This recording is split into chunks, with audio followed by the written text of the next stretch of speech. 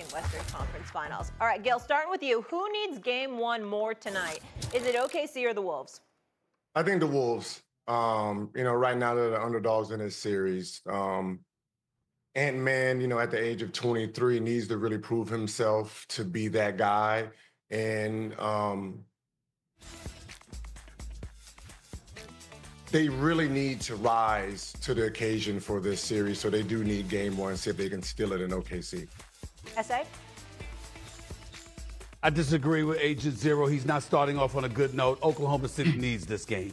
And here's why you need this game. I mean, listen, as elite as they are defensively, they have struggled offensively. We have seen that. We know that Shai Gilgeous is that dude. He's something special. The modern-day George Gervin, Iceman, George Gervin, upgraded, obviously, with what he brings to the table. But this dude, Ant-Man, is something special to behold. Make no mistake about it. And I think that when you are Oklahoma City and you have the home court advantage, I understand the thinking about Minnesota needing to be that team, particularly when OKC just finished with a 7-game series. The flip side to that, however, is that you do have home court advantage. That's something that you want to maintain in this series. You don't want to find yourself in a hole where you know off bat you've got to go to Minnesota to steal one in order to regain home court advantage and ultimately end up forcing a game 7 in this series. I just think that when you look at what Minnesota brings to the table themselves collectively on the defensive side of the ball, when you consider the difference maker that Ant-Man can be, and he wants to be, he seems somebody that appears to be tailor-made for this moment. We still wondering about that with OKC. And that's why I think if you're OKC, you need to roll up in here and send a message that we're in the Western Conference Finals for a reason. We've been the best team in the NBA during the regular season the last 2 years. We got some noise to make, and we're going to let you know that's exactly what we're here to do. They need to send that message tonight in game 1. I think if you're Minnesota and you end up winning this game, that's a huge advantage for you. Marcus, talk to me.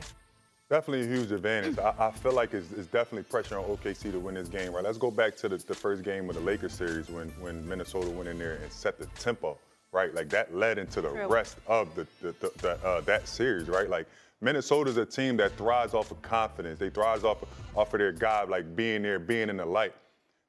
OKC has to match that. They have to take care of home court advantage because these are young guns that's playing. Like they're going to be playing extremely hard. They're going to match each other's tempo, but if Minnesota get this game tonight, we might be having that same conversation we was having with the Lakers. We call that a gentleman's sweep. I feel as though they need to win this game because Minnesota is out for blood. Gil, to that you say what? I don't know if they're watching TV because we just witnessed OKC laugh off Denver after they lost games. They've shown poise. They've shown that they don't get rattled very easy. And we just watched Timberwolves struggle offensively against a Golden State Warriors that didn't have anyone that can score the ball outside of Steph Curry. So they do need it. They do need game 1 and possibly game 2 to have a chance in this series. But I don't think OKC is stressing nothing about this series. Stephen A? Well, let me ask you a question, Gil. What were your thoughts about what you saw from OKC in terms of their struggles offensively periodically during this series? Obviously, they blew Denver out, blew them out of the gym on a couple of occasions. But there were a couple of games that series in the semifinals where they definitely struggled. They struggled flagrantly offensively. Defensively, they always showed up, and we get it. But I forgot which game it was where neither could score for the first half of crying out loud. It was just an ugly, ugly game. And you found yourself, at least in a couple of games, when the game waned, they were struggling offensively. You're looking for Jalen Williams to step up and be that dude, which he was in Game 7s. Game 4, 5, and 6 was a different matter, okay? You looked at the other pieces around it. There was a shot here or there, whether it was Dort or somebody else that would make a shot, but you saw them struggling offensively. What do you make of that? You're not concerned about that at all? No, I don't think they're concerned about the offense because, they rely on defense. When you're talking about the playoffs, playing very good offensively throughout the series is going to be hard, but as long as you can sustain your defense, and which they do. And then from there, it's just about winning the game. And they found a way to win this series. They found a way to win games with struggling offensively. So I don't think they're going to really stress this series out. They're going to go out there and take care of business. Marcus? I still think they oppose two different problems. Like you look at the Denver squad, and Shea did laugh that off, but Denver was up early in OKC, right? Like they made an adjustment and put Caruso on big fella, and it slowed the game down. And then Denver didn't adjust, right? Like so. That wasn't a cakewalk. Like you've seen a lot of flaws on OKC. And if one thing they didn't have to guard that they will have to guard now is wing guys that can get a bucket from 3 different levels. This was a Jokic-based series. Everything was ran through Jokic. Now they have a few guys that can put the ball on the ground, create open shots. I just think that they're primed to create troubles for OKC. Even if they are a great defensive team, you still have great players on Minnesota that can get in the paint, that plays together. And Finchie got those guys running. I don't think it's that simple. Like if you lose that first game with what we've seen from Minnesota and the guys that they've taken down, yes, they didn't score the ball well against the Warriors. The Warriors couldn't score at all. Like when Steph went down, they couldn't score at all. So what does that say about Minnesota's defense, right? Like you playing against guys that have intangibles that can switch out, and you got Gobert, one of the best defensive centers in the game.